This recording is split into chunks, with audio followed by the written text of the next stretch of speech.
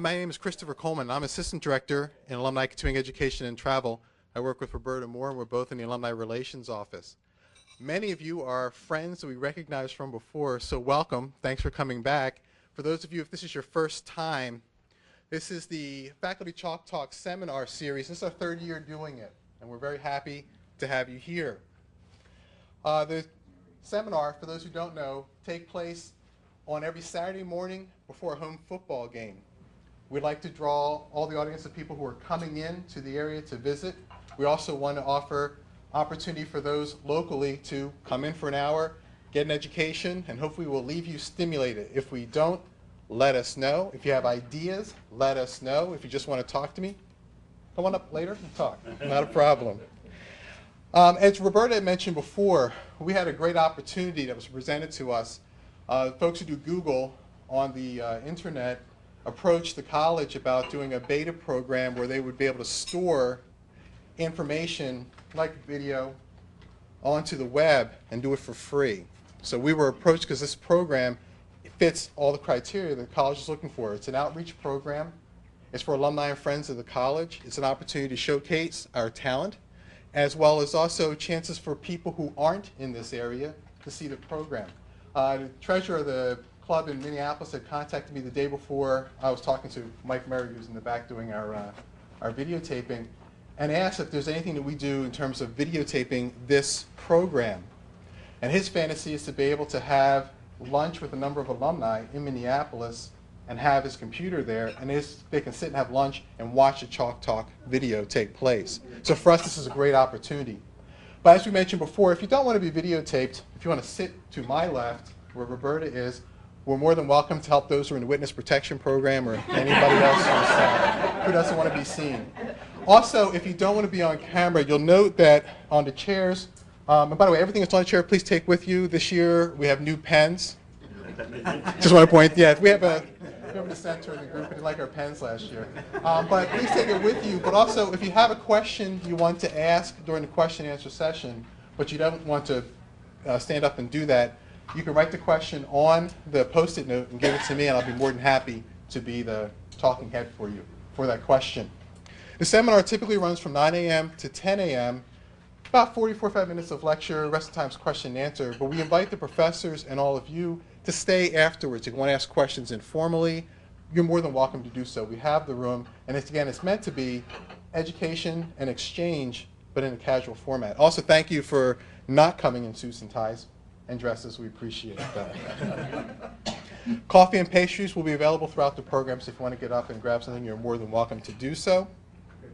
And last but not least, I just want to point out a couple people who are in the room. Again, Roberta Moore, who's Director of Alumni Continuing Education and Travel. If you do get the Alumni Magazine, this issue, we are in the middle of the magazine. We're right in the middle section.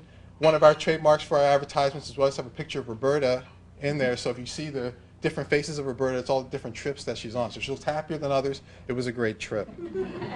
Also, Peggy Parsons, who's our Deputy Director, is toward the back row. Peggy, just want to let you know, alumni relations people who are here. I don't see anybody else who's with her office. With that said, I'm going to move away, but before I do, I want to introduce Ron Edsforth, who's our speaker today. Informally, Ron has done alumni seminars for us, and we think he's fabulous. He's well thought of on campus as well and works presently with the MALS program.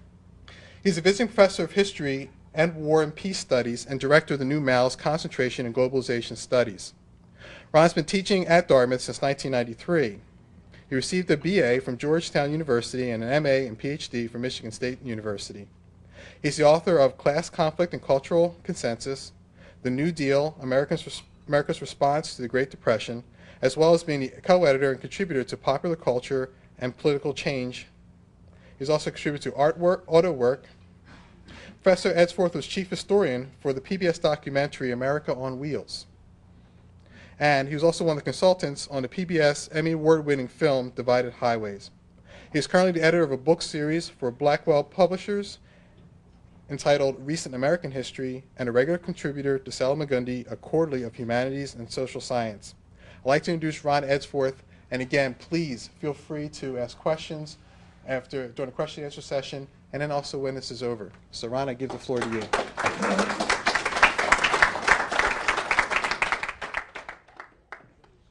Thanks for that nice introduction, Chris. And I want to thank the Alumni Continuing Education Program for inviting me to, and this will be the only bad pun of the lecture, kick off this Chalk Talk lecture series. I hope it's the only bad pun.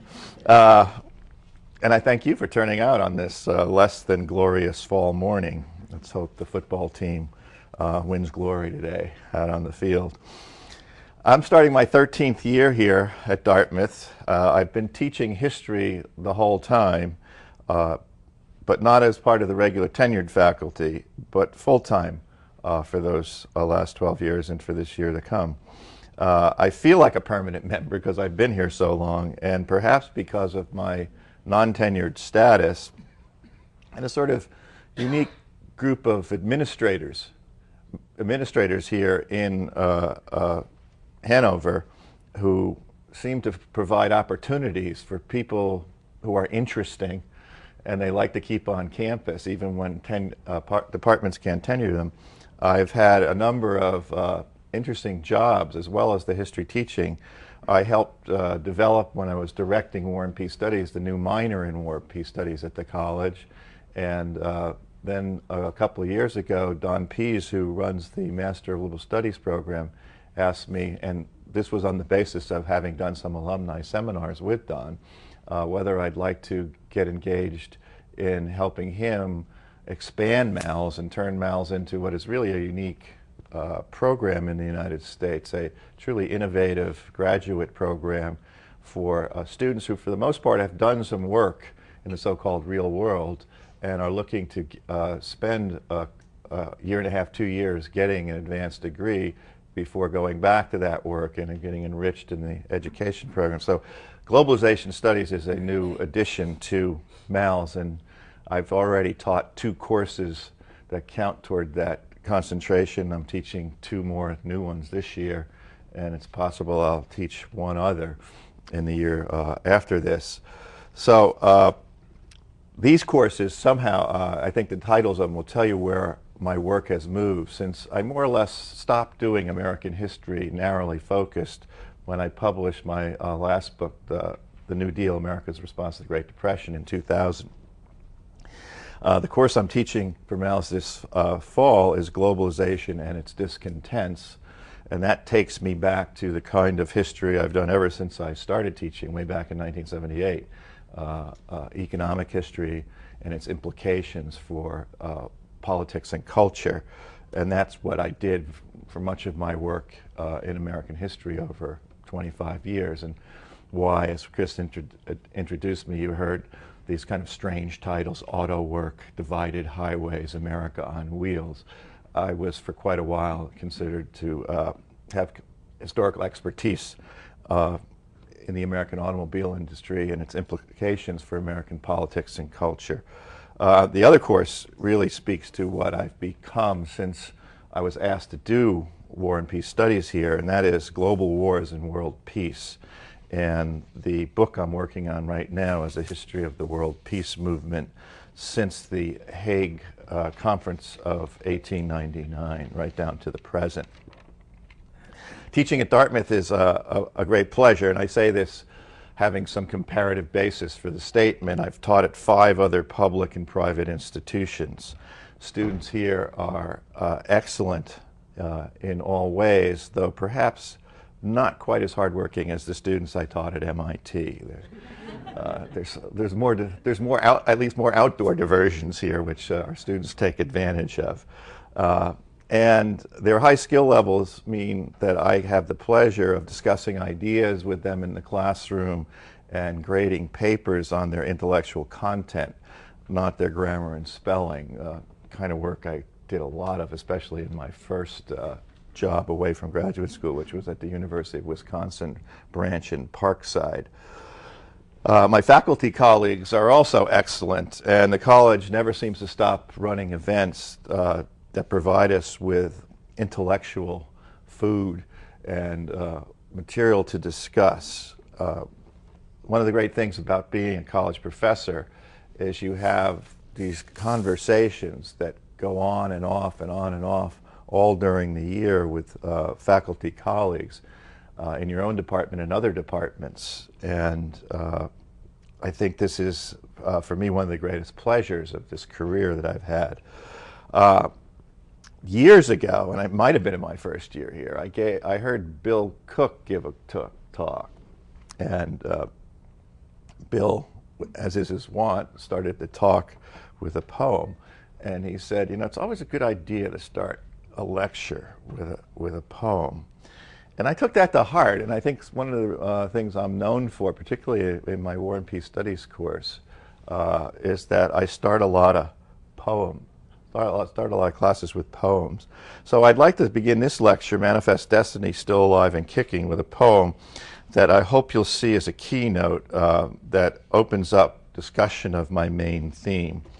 It's certainly not a great piece of literature, but it is a voice that expresses manifest destiny. The poem is a song on liberty, and it was written by Joseph Warren in the winter of 1773-74 and published in the Virginia Gazette in 1774. The seat of science, Athens, and earth's proud mistress, Rome, where now are all their glories? We scarce can find their tomb. Then guard your rights, Americans, nor stoop to lawless sway. Oppose, oppose, oppose, oppose for North America. Proud Albion bowed to Caesar, and numerous lords before, to Picts, to Danes, to Normans, and many masters more. But we can boast Americans have never fallen a prey. Huzzah, huzzah, huzzah, huzzah for free America. We led fair freedom hither, and lo, the desert smiled. A paradise of pleasure now opened in the wild. Your harvest, bold Americans, no power shall snatch away. Preserve, preserve, preserve your rights in free America. Torn from a world of tyrants beneath this western sky, we formed a new dominion, a land of liberty. The world shall own we're masters here, then hasten on the day. Huzzah, huzzah, huzzah, huzzah for love and liberty. God bless this maiden climate, and though her vast domain may host of heroes cluster that scorn to wear a chain, and blast the venal sycophants who dare our rights betray, assert yourselves for brave America. Lift up your hearts, my heroes, and swear with proud disdain, the wretch that would ensnare you shall spread his net in vain. Should Europe empty all her forces, we'd meet them in array and shout, huzzah, huzzah, huzzah for brave America. Some fitter day shall crown us the masters of the main, in giving laws and freedom to subjects, France and Spain. And all the isles o'er the ocean spread shall tremble and obey. The lords, the lords, the lords, the lords of North America. Now, if you listen to that poem carefully, I think you'll see how Warren, here at the time of the Revolution, and in fact, as John Adams famously remarked, the Revolution was made in the hearts and minds of the American people before the first shot was fired at Lexington, and this was January 1774. He really lays out the story that for us is so familiar because it is so much a part of our fundamental national identity that we hardly think about it when we hear it. We just embrace it and make us smile. In the first stanza, that seat of science, Athens, and earth's proud mistress, Rome, he begins with the idea that we are from Europe descended. And of course, the founding fathers, the elite who led the revolution and shaped its political institutions and its political ideology, were very much the students of history, particularly ancient history, and very much the admirers of the Roman Republic. And they saw themselves as essentially walking in the footsteps of those who had founded the Roman Republic. And you can see this enshrined in early national art and statuary. What comes to mind immediately is a statue of George Washington in a Roman toga, which probably a lot of you have seen at least an image of. So that we are descended from Europe, but a declined and corrupted Europe, where now are all their glories. We can scarcely find the tomb. And what we've created here is a new home for liberty. Torn, this is the fourth stanza, torn from a world of tyrants, beneath this western sky, we form the new dominion, a land of liberty. This North America then becomes the home of liberty in the world, the new home of liberty. And it's a new world in that sense. And the newness is absolutely essential to this idea of America, that this is a new land, a new birth of liberty, and that America is the home of liberty in the world, rescuing liberty from its corruption and decline, what had happened in Europe. So then he begins to talk about what he obviously can see coming, the conflict with European tyranny and the effort to suppress this growth of liberty in this new America. And he calls on brave America to defeat corrupt Europe. Lift up your hearts, my heroes, and swear with proud disdain, the wretch that would ensnare you, you shall spread his net in vain.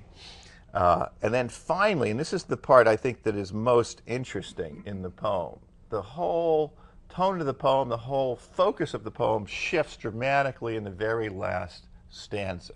So let me read that again.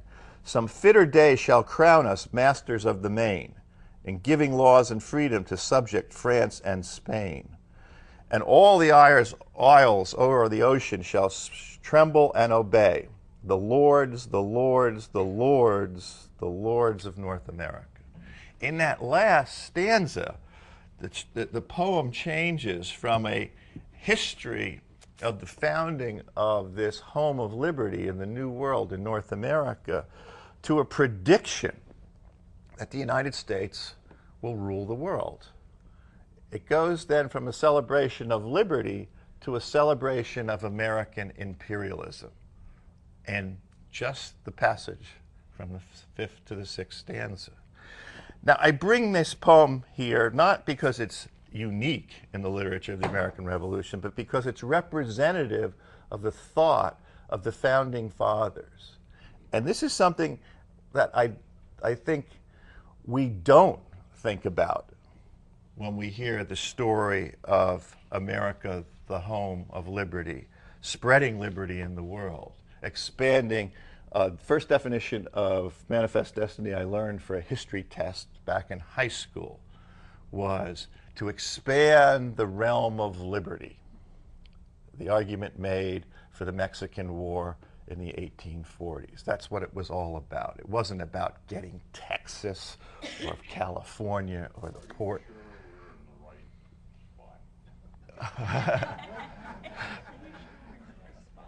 If you want manifest destiny, you're in the right spot.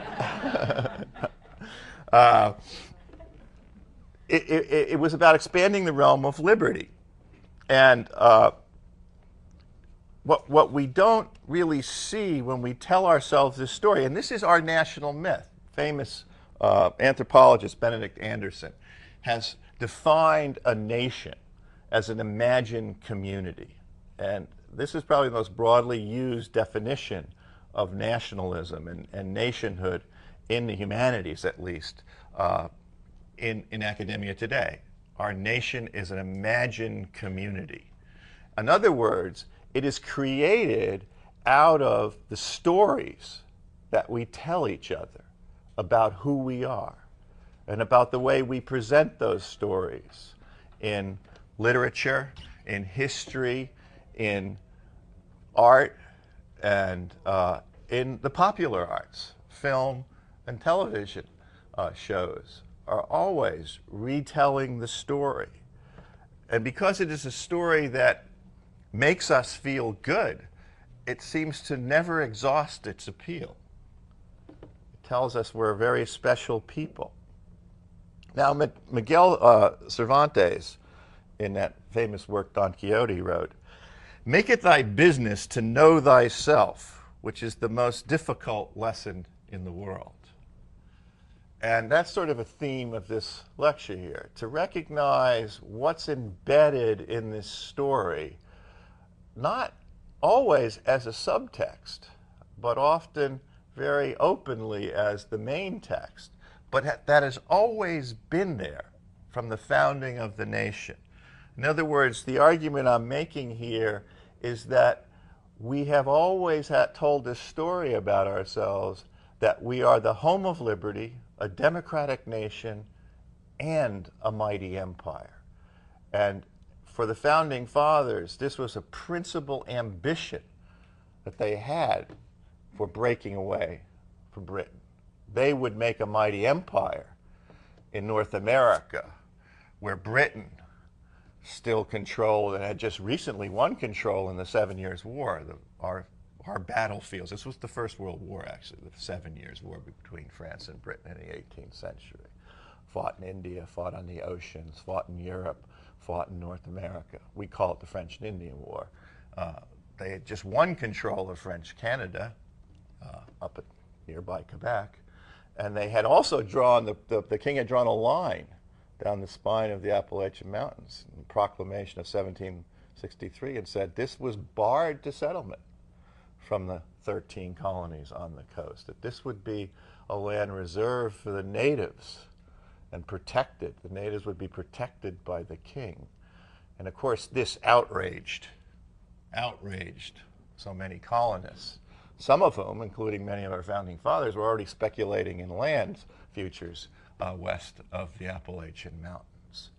So the argument here is that Manifest Destiny is the principal story of American nationalism, and that it is always a celebration of American liberty and our commitment to liberty, but also a commitment to empire.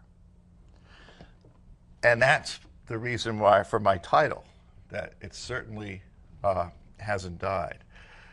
Let's look at some definitions of Manifest Destiny. I just do one of these online searches like the students do all the time. And in the American Heritage Dictionary, a policy of imperialist expansion defended as necessary or benevolent. And the second definition, the more historical one, often Manifest Destiny is the 19th century doctrine that the United States had the right and duty to expand throughout the North American continent. Columbia Electronic Encyclopedia, the belief held by many Americans in the 1840s that the United States was destined to expand across the continent by force as used against Native Americans if necessary. By the end of the 19th century, this belief was used to support expansion in the Caribbean and the Pacific in the war that we call the war against Spain, and that many people saw as a war to expand the realm of liberty in Cuba, where the catalyst for the war arose. But the actual long war of that period for America was the war in the Philippines, because there was also a revolt in the Philippines at the same time as in Cuba. And interestingly, when the American fleet led by Dewey, Admiral Dewey, defeated the Spanish fleet, a wooden fleet defeated by a modern battleship navy in the Manila Bay, Dewey was ordered to bring the president of the Republic of the Philippines, who was in exile in Singapore, to Manila to establish the Republic of the Philippines. And one of his cruisers did that, brought the president named Aguinaldo and his cabinet to Manila.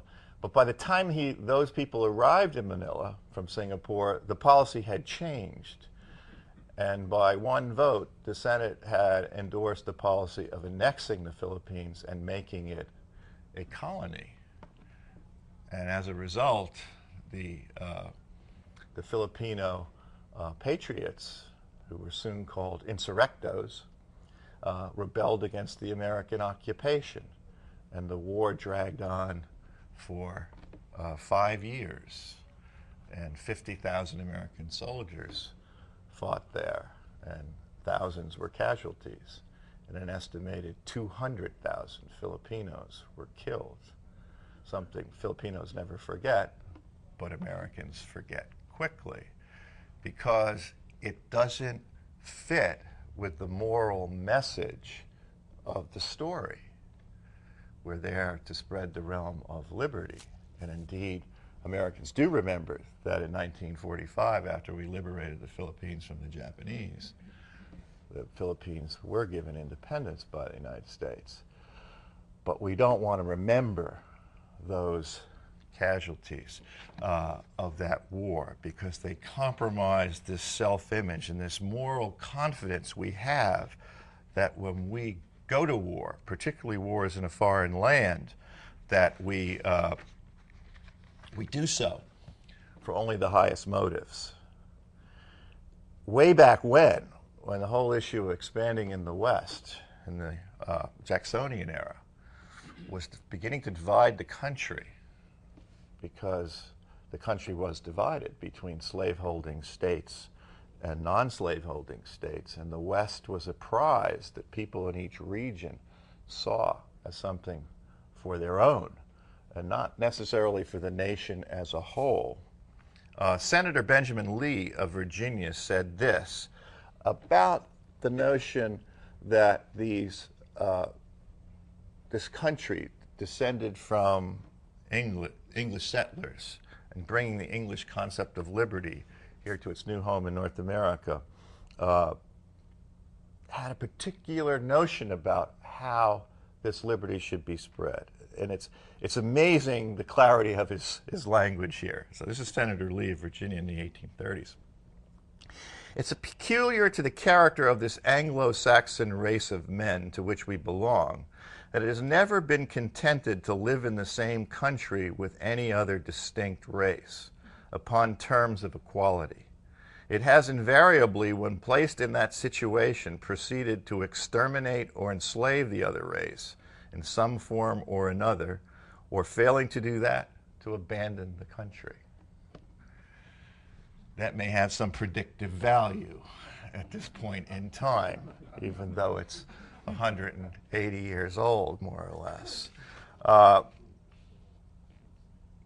The issue of the 1840s was, what should Americans do as settlers pushed westward?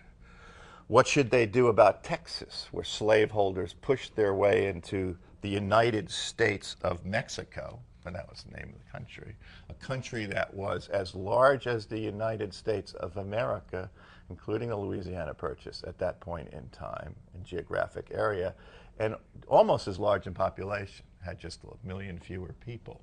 What should they do about these southern slaveholders who pushed into Texas where they wanted to grow cotton, and who had rebelled against Mexico's authority and won independence and proclaimed themselves the Republic of Texas, many of whom really wanted to be part of the United States and a new state within the United States?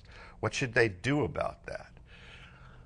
When he was president, Andrew Jackson did his best, even though he was a slave-holding general, to try to keep the lid on the sectional tensions. And his unfortunate successor, Martin Van Buren, who was the first president who has to deal with a modern economic depression and therefore would be swiftly thrown out of office when he tried to run for a second term in 1840, agreed that this was the way to go, and tried to avoid sectional tensions. Let's not talk about aggressive expansion in the West. And for a while, I think principally because of the economic depression of the late 1830s and early 1840s, this policy seemed to be successful. But Democrats, anxious to get back into power in 1844, nominated James B. Polk of Tennessee, who was an ardent, and it's interesting how Americans use a different language to explain or describe things that everyone else in the world has another name for. We call ourselves, our strong belief in our country and our nation, patriotism, obviously dating from the Revolution, but patriotism, whereas around most places around the world, this is recognized as nationalism. something that is more ambiguous than patriotism, has both its good and bad aspects. The same is true about particularly this history of the 19th century. Most people around the world look at the United States history of the 19th century and say, the United States conquered North America. They conquered the native people.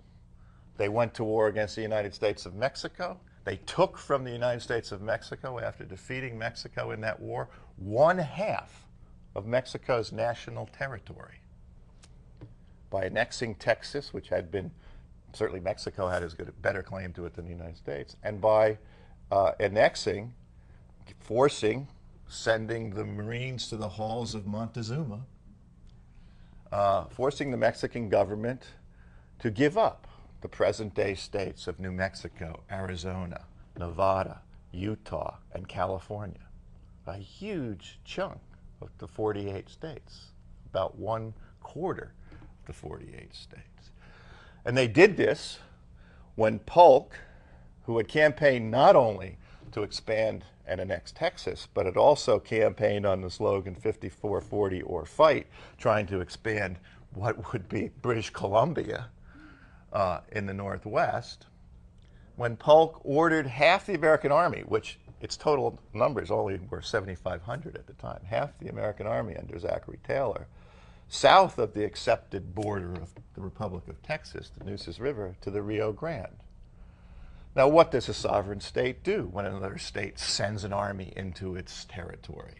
It responds with force to try and drive it out, and that's what the Mexicans did. And as soon as they did that, Polk proclaimed war on Mexico and called for volunteers, and 100,000 men enlisted in a war that was fought basically in another place. It had very little impact on the everyday lives of Americans here in New England, the Middle States, in the Mississippi Valley, and the Southeast. It was way over there, right? In Texas, as far west as California, which was, weeks away by the best means of travel. And the American forces invaded Mexico, seized its capital, forced its government to accept a humiliating peace.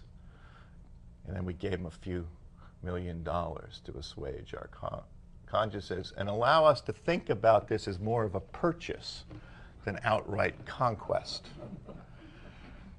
And of course, this also meant that the people in that region already, for the most part, would be subject to the kind of treatment that Senator Benjamin Lee described in the 1830s.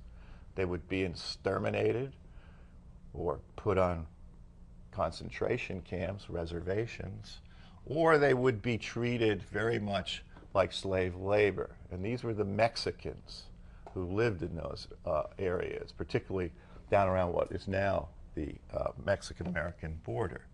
These people were despised by most Anglo-Saxon descended Americans. I always remember reading, the first time I read Oregon Trail completely, rather than just short excerpts, for a course I was teaching in American Identity years ago at Skidmore College.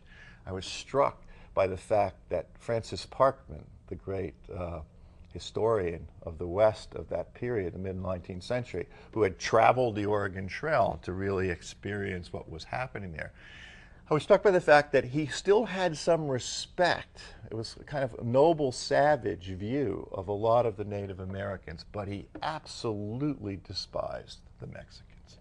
He saw them as truly less than human, a dirty, despicable race. And clearly, that view was the view of the political elites in the region as they developed. And it's been a long time coming for Mexican Americans to really be embraced as fully equal, as I think they are now in many parts of that place we still call in some history books the Mexican secession. In other words, they gave it to us. They ceded it to us. We didn't put a gun to their head and said, we got it. We're not giving it back. Sign the treaty. It was at this point in time that a man who had consulted with both Andrew Jackson and Martin Van Buren is vice president, and really the political genius behind the national coalition of urban workers and small farmers in the North and Southern slaveholders that was the Democratic Party of that period. A guy named John O'Sullivan, Don Pease describes him as a rather outrageous, uproarious Irish drunk. I'm not so sure. He was so drunk at the time. He was founding the Democratic Review, but he wanted to found a magazine that would attract, and did attract, the finest writers. Hawthorne, Melville, Whitman all wrote for it, that would raise the intellectual profile of the Democratic Party at that time. And it's O'Sullivan who really gave us the language of manifest destiny that we all learned in high school. He coined the phrase. And interestingly, he didn't do it in the Democratic Review. He did it in a popular paper that he also published and edited, the Morning Star. And this was in December 27th, 1845 edition, at the time of the Oregon debate, shortly before the Mexican War that was created in the next year. And this is the famous language: "The right of our manifest destiny to overspread and to possess the whole continent which Providence has given us for the development of the great experiment of liberty and federated self-government." There's a lot in there. It's our manifest destiny, our right to possess the whole continent. And why is that? Providence has given it to us. So the story of manifest destiny, and this is a very important part of what I'm trying to get at here, contains very strong moral content. It is the story of the unfolding of God's plan in North America. And that's how it begins to be told from the very beginning, really, of American history. Once you get these ideas in your head, you can go back into your collections of American literature, and you can start right with, John Winthrop's famous address to the Puritan settlers coming on the Arabella before they've even landed in Massachusetts Bay in 1630, where he says, "We shall be as a city on the hill." Right? We will be different. We will stand out. Now, from that idea that this place is selected by God, and these people who will make this the land of liberty are selected by God to carry out that mission, there are numerous, or at least a couple of very clear historical paths. One, which is frequently kind of dominates the sense of how the story is being played out in our own time, is that we are an example to the world.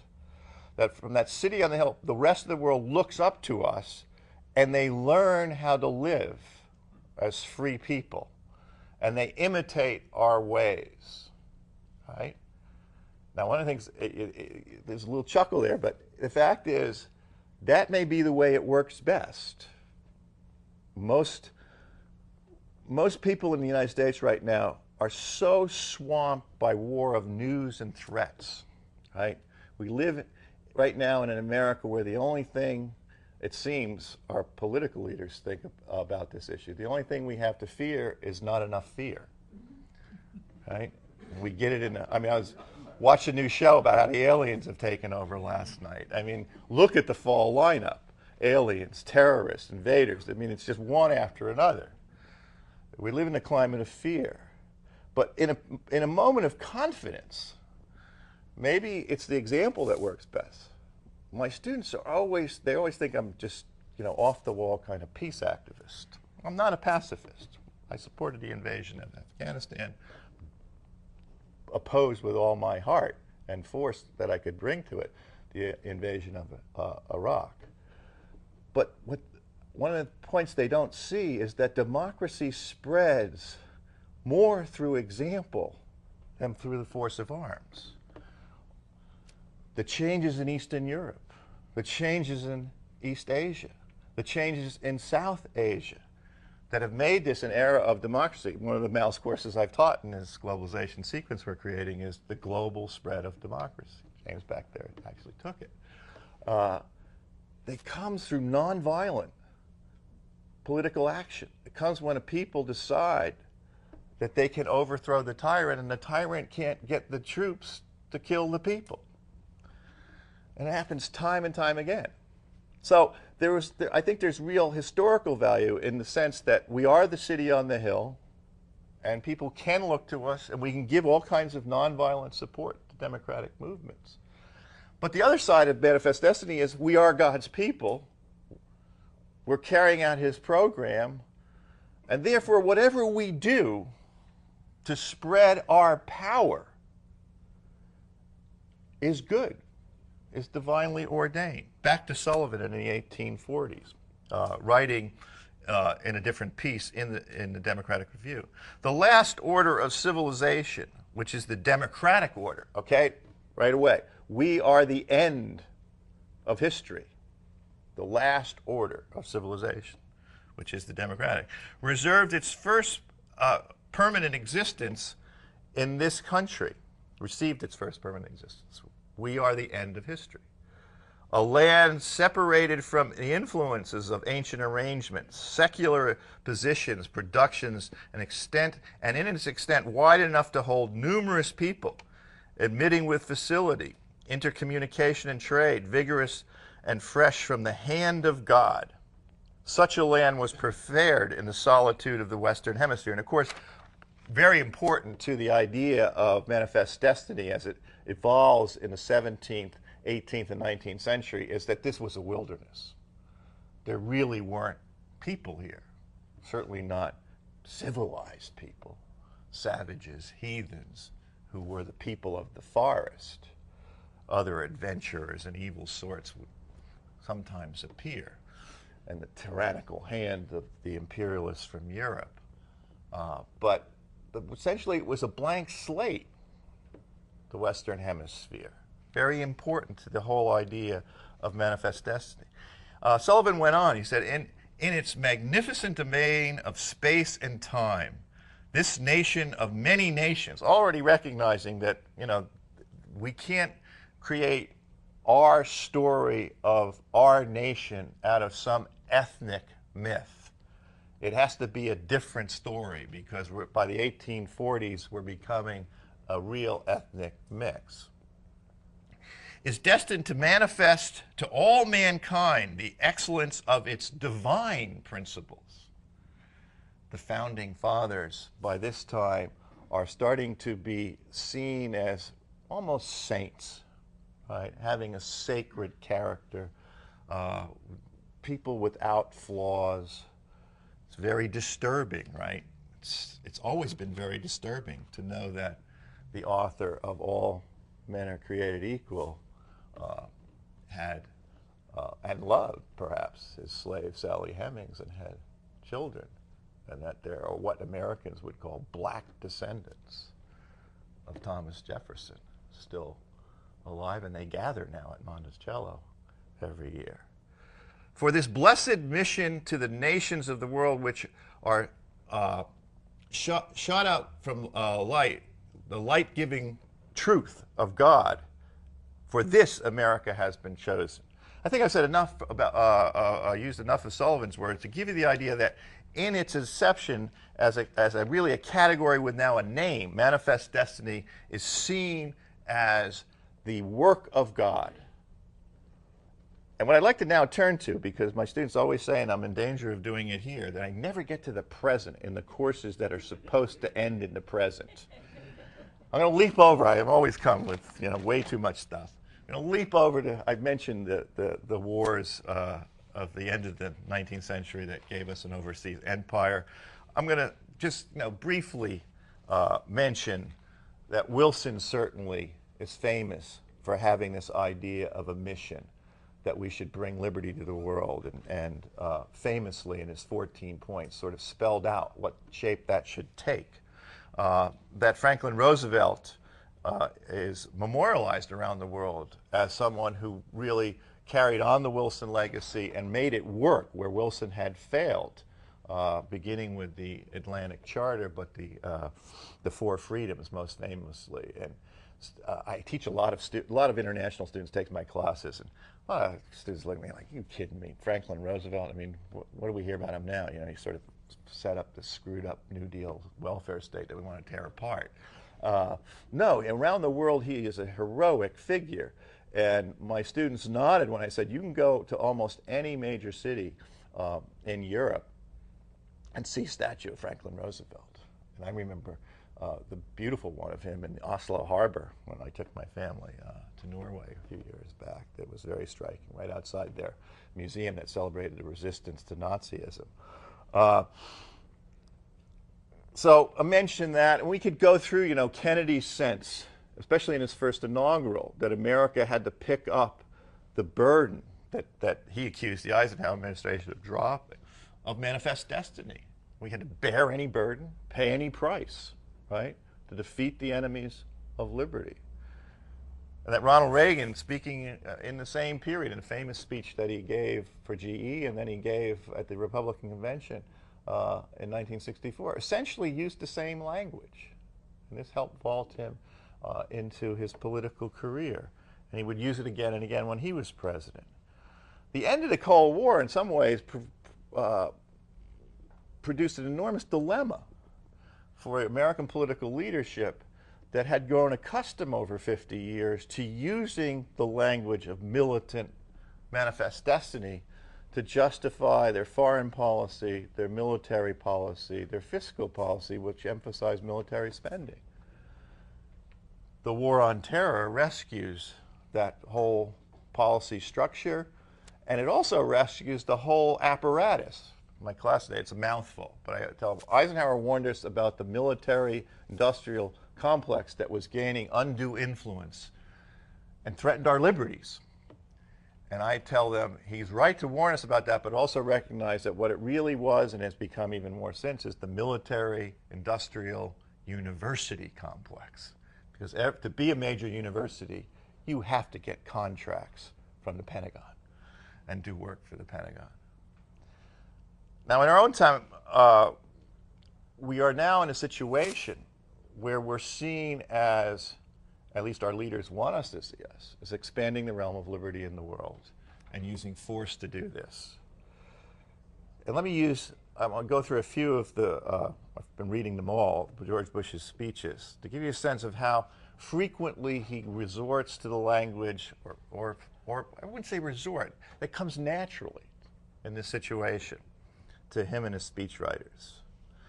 From his first inaugural, he says, after the Declaration of Independence was signed, Virginia statesman John Page wrote to Thomas Jefferson, "We know the race is not to the swift or the battle to the strong. Do you not think an angel rides in the whirlwind and directs this storm?" It's an interesting line for a president to pick up in his first inaugural. Much time has passed since Jefferson has arrived for his inauguration, President Bush said. "The years and changes accumulate, but the themes of this day he would know. Our nation's grand story of courage and its simple dream of dignity. We are not the story's author who fills time and eternity with his purpose. Yet his purpose is achieved in our duty. Our duty is fulfilled in service to one another and to the world." And this is, especially in the 20th century, especially after World War II, this is essential to the elaboration of the story, that we are the representatives of humanity's future, and that we have a duty, a divinely ordained duty, to make the story come to the ending that God wants it to come to. The whole world becomes America, the end of history that Francis Fukuyama proclaimed a little early at the end of the Cold War. I have a whole pile of Bush speeches here, but let me turn to one that perhaps best expresses a lot of these ideas. State of the Union Address, January 28, 2003, when we know the administration was completely committed to going to war against Iraq, and not for the reasons that it was publicly stating, that Iraq was a threat to its neighbors, to Europe, to Britain. Tony Blair saying that 45 minutes away were Iraqi weapons of mass destruction, and to the United States. In the State of the Union address on January 28th, 2003, President Bush said, "Americans are free people who know that freedom is the right of every person and the future of every nation." Think about the logic there, right? And the future of every nation, i.e., America is the future of every nation. Become like America is a message that's being sent. The liberty we prize is not America's gift to the world, it is God's gift to humanity. And again, go back to your logic class there. We can then reach the conclusion America is God's gift to humanity. America is God's chosen nation. We Americans have faith in ourselves, but not ourselves alone. We do not know. We do not claim to know all the ways of providence, yet we can trust in them, placing our confidence in the loving God behind all life, all history. Do not claim to know all the ways, but what does that suggest? We do know some of the ways, and particularly the ways that involve the role of the United States in the history now, not of just America, but of all humanity. And I would suggest that that's always been at least implicit in Manifest Destiny. We place our confidence in all of history. And history, therefore, is the unfolding of God's plan, a revelation of a special providential character, a special redemptive role of the United States of America. And this is where I'll end. This is the essence of what historians sometimes call American exceptionalism. America as the exception, right? The story of Manifest Destiny, the essential story that we tell ourselves to tell us who we are as a nation, locates the United States of America always as the vanguard of humanity, as a new place that is broken with the past, a past that Americans know about, learn as a corrupt past that must be broken with, must be rejected. Therefore, as we go into the world full of ourselves in this story of Manifest Destiny, we go not as part of that world, but separate from it, seeing ourselves distance as the vanguard of humanity, or as the city on the hill above the rest of humanity.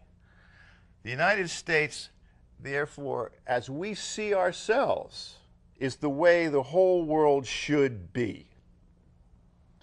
And therefore, implied here is the idea the rest of the world, even those countries that we historically have been close to and see as allies, and like this nearby country of Canada, are inherently defective.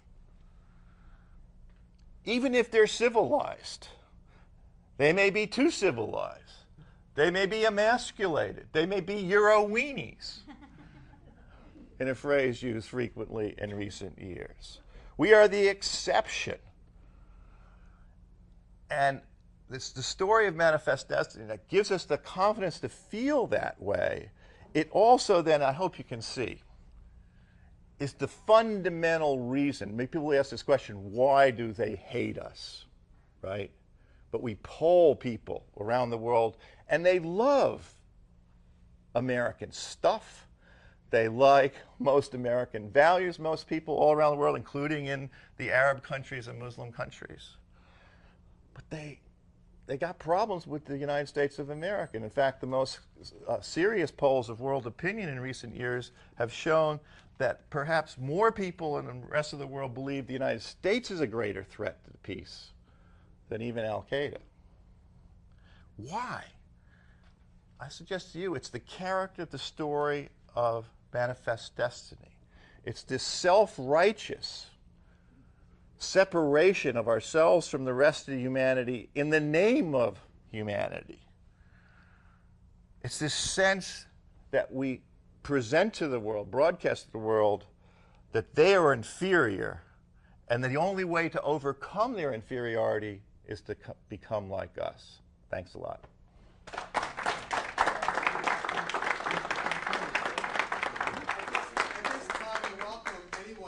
Questions, so please feel free to ask, and ask Ron to just repeat any questions Sure. that come through. A familiar face.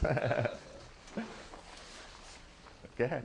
I just think that as a practical matter, what we've done, and it's still imperfect, but it's a proven example of what somewhat like what the rest of the world should be. And I'm an atheist, and I don't give any credence to this whole God-given gift or challenge to us to do this around the world. I just think, as Winston Churchill said, that democracy is the most terrible way to organize a country, but there's been found no better alternative.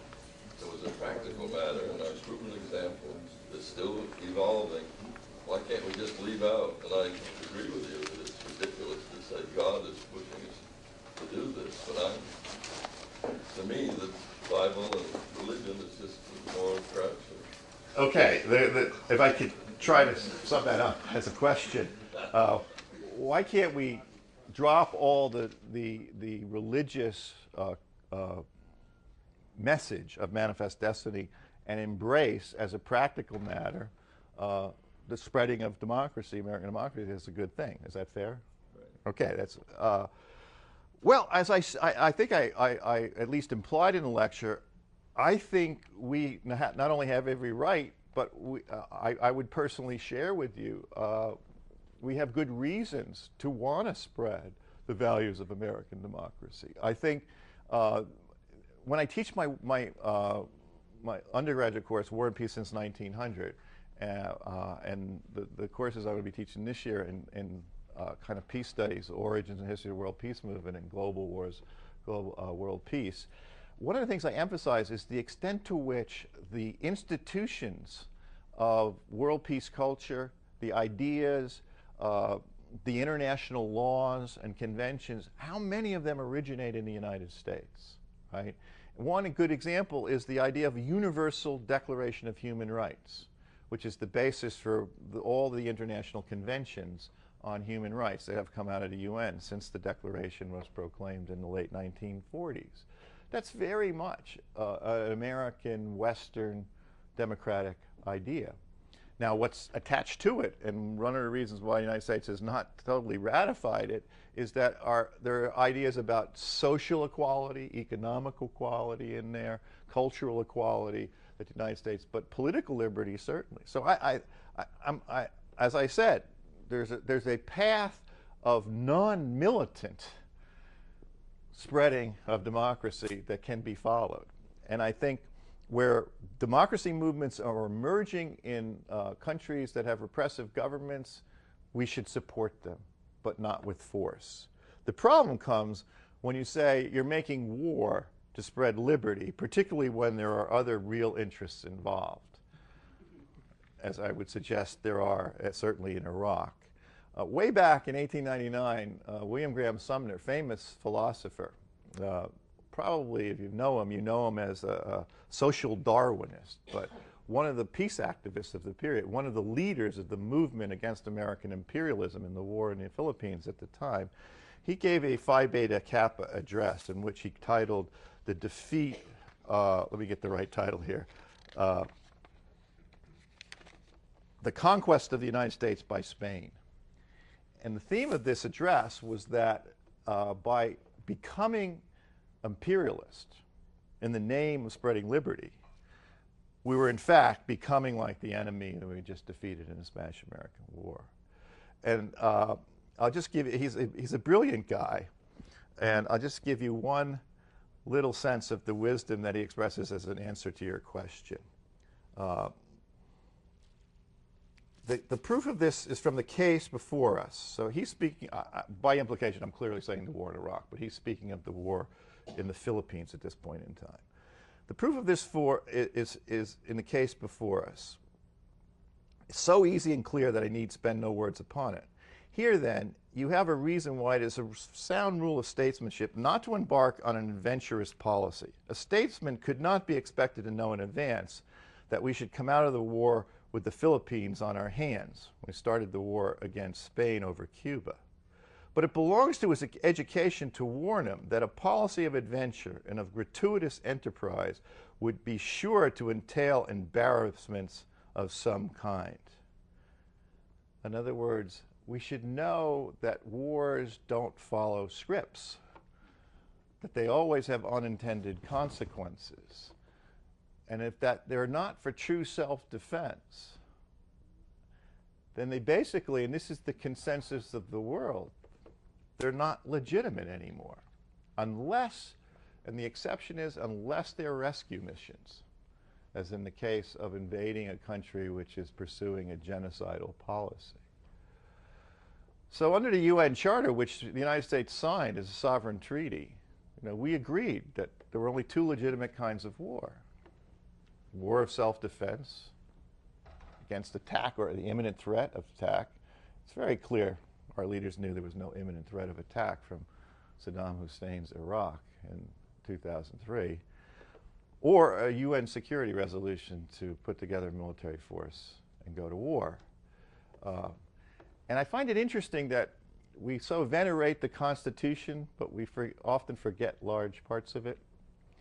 And that, if you can look this up, Article 6 of the Constitution says in language that seems to me very unambiguous, and I know we're not supposed to be strict constructionists, but in this one I kind of like to be. That this, remember, written in 1780, or ratified in 1789. Treaties, this exact language, treaties made by or that will be made by the United States are the supreme law of the land. That would suggest to me that there shouldn't be too much argument about a war of aggression and occupation in Iraq. There shouldn't be too much argument about what the treatment of prisoners in Guantanamo and Abu Ghraib, other places are, since we've signed the International Convention on the humane treatment of prisoners. That in fact, as Sumner said over 100 years ago, you go to war, for some lofty reason, spreading the realm of liberty, but a wise statesman should know that this will surely entail embarrassments of some kind. So that would be my first. The second is, who is to say how many lives should be lost? How many should die for liberty in another country? I keep a very close count. I have a sign on the front of my house that I change twice a week, and I do a very careful search of the best sources to find what the casualties are. There are now more than 1,900 dead American soldiers, about 400 dead American contractors. There's close to 15,000 American wounded, at least 6% of them amputees, and 20% of them with permanent brain damage. There are at least 28,000 dead Iraqi civilians, and the group that is, the international group that is trying to count them, because famously, as Tommy Franks said at the beginning of the war, we don't do body counts, has just come out with a big report on the composition of those Iraqi casualties. The United States is responsible for the largest share of them. Nearly 40% of the civilians killed in Iraq are killed by American warfare. We don't hear that. Who is to say, that's an acceptable price for liberty in another country? I would rather have leaders who said, we'll lead by example, and when the Iraqi people who are starting to resist, we'll give them aid short of war, like we did in the Ukraine, like we've done in many other places. But that never would have happened with Saddam clamping down on that population. He would die. There There are more Iraqis dying now than at any point during Saddam's rule. There are more Iraqis in prison now than at any point in Saddam's rule.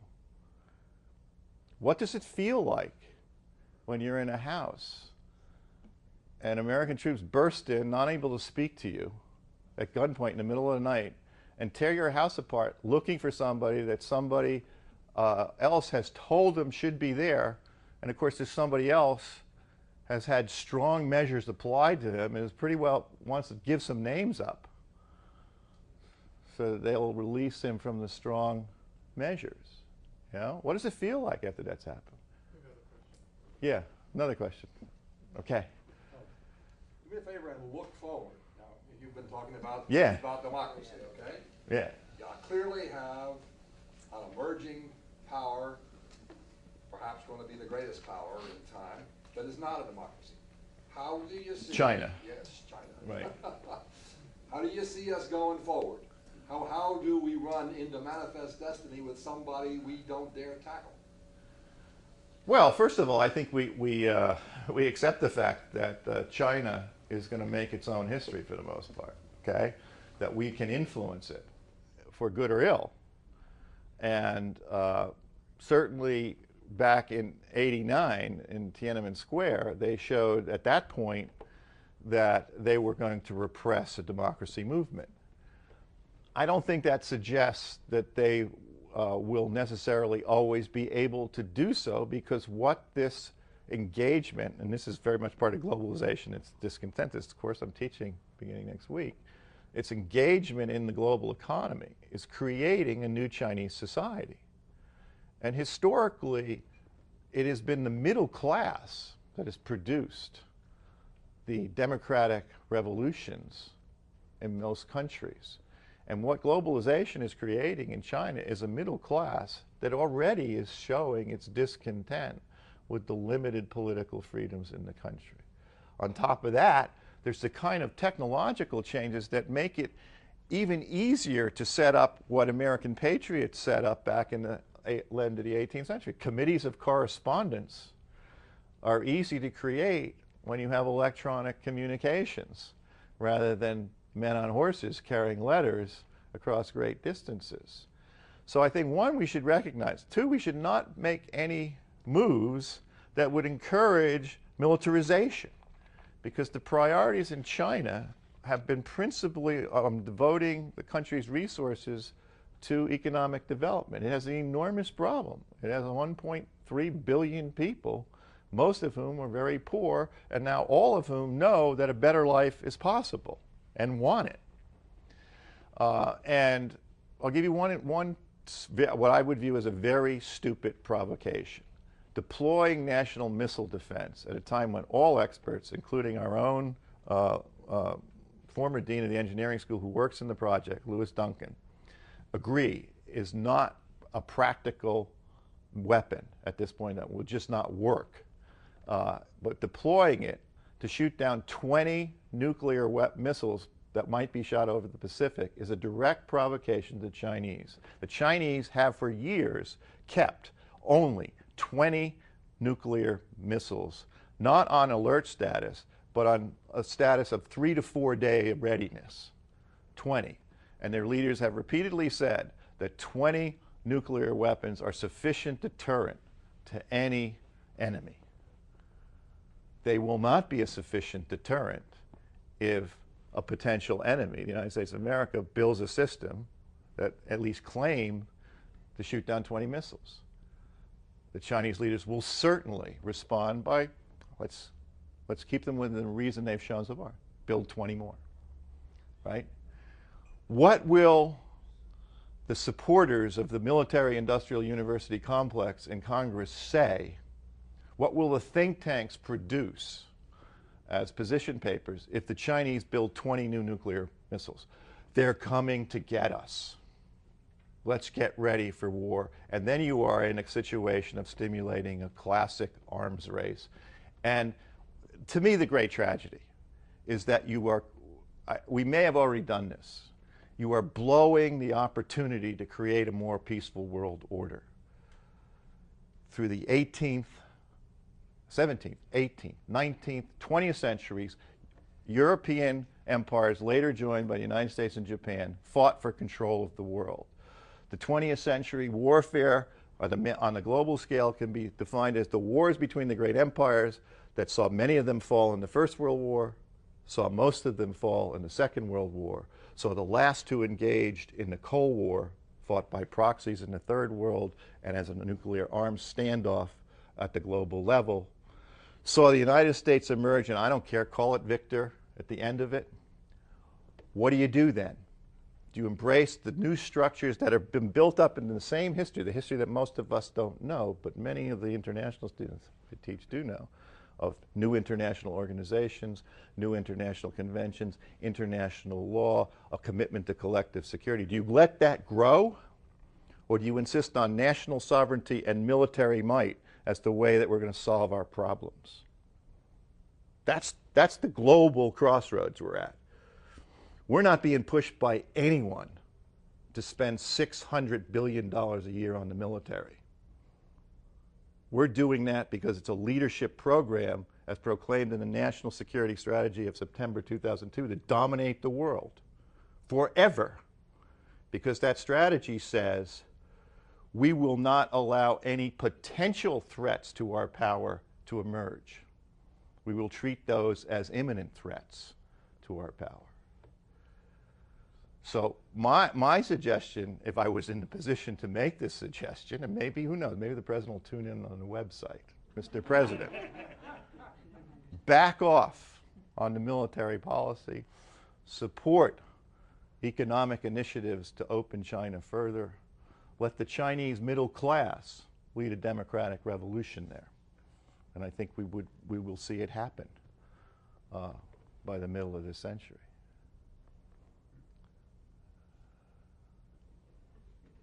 Yeah. Going back. Yeah. 1774. Sure. I noticed the absence of a tyranny in that little poem. He mentioned Spain and France, who were enemies of England, but I didn't hear England in there, or Britain. Let's go back and look, but certainly the word tyranny is used. But there was distinctly an absence of England. And I know it came from Virginia, and he used the word dominion, which is what Virginia was called, and Canada was called, and Australia was called, and all the colonies. But does this manifest destiny come from the English sense of empire building? Well, I think part of it is, yeah. I mean, at the time, there's a lot of, I mean, I had so much material I gathered. It was a fascinating lecture to prepare. That at the time of the revolution, most of the founding fathers thought of empire as in English terms, and they thought England had a better form of empire, actually, because it was a seaborne empire, and it didn't involve vast numbers of troops suppressing large populations. I mean, right down to Gandhi's time, you know, you had 100,000 Englishmen in India running the Raj, which included not just the country of India today, but Pakistan, right? So there was this sense that we would be a great, and there was a looking still out across the Atlantic, but which also emerged, particularly right at the time of the revolution, in the sense that this new horizon was there, North America. So that, I think, is totally new, and that is fused with this idea that the original English settlers, particularly those in New England, brought with them, that this was a special mission here into a wilderness, the so-called errand into the wilderness, as it's often taught in an American Studies course. And, you know, in that sense, yes. But what the revolution represents is a profound break with the sense that England was a positive force at that time. I mean, this is also often surprises my students. Right down to the end of the 19th century, most Americans thought of Great Britain as America's foremost and natural enemy, right? They had fought 2 wars. The British had burned our capital to the ground in 1814. You know? We had tried twice to get their Canadian colony away from them in the Revolution, and then again in the War of 1812. We almost went to war with them over Oregon at the time of the Mexican War. We had all these boundary and fishing disputes with them over the whole course of the century. Almost went to war with them again when they seemed to violate the Monroe Doctrine in a Venezuelan boundary dispute of 1894, which was went to an arbitrator, and one of the first good examples of international arbitration ending a potential war conflict. And that was started by intervention by the United States. Very interesting. We just had it's a little off, but we just, 50 of us from Japan, Russia, and North America just sat in Baker Library last week commemorating the 50th anniversary of the Portsmouth Treaty that ended the Russo-Japanese War. And of course, Teddy Roosevelt won the first American Nobel Prize for that.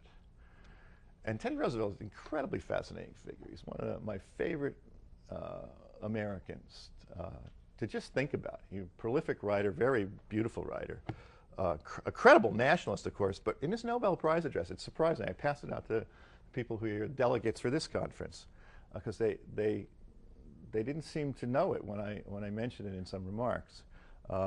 Teddy Roosevelt called for a new international order among what he called the civilized nations, based on international law, mediation and arbitration, those things present in the Hague Conference conventions of 1899, and what he called the League for Peace, which we made up representatives of all the civilized nations, and this would probably get him thrown out of the Republican Party today, would include its own police force army to suppress violence in those parts of the world that were not yet civilized. Now you can say, well, that whole civilized, savage distinction is profoundly Anglo-Saxon racist, which it kind of is. But I wouldn't throw out the baby with the bathwater there. The idea is that to use violence to settle political, remember he doesn't know World War I is going to happen, to settle political disputes is not civilized. It's not civilized behavior. The mark of civilized people are they settle their political conflicts through peaceful means. And he saw this, and so he's predicting actually the whole structure of liberal internationalism as it's built up over the century that followed. I think it's a good idea. I think it's an American idea. I think it may even be an expression of manifest destiny as well, but not manifest destiny with a sword in hand, but manifest destiny with our ideals at the forefront. I suggest if anyone has any more questions, please feel free to come up, but the formal portion of this program is over. Thank you very much for coming. Next talk is Thank you.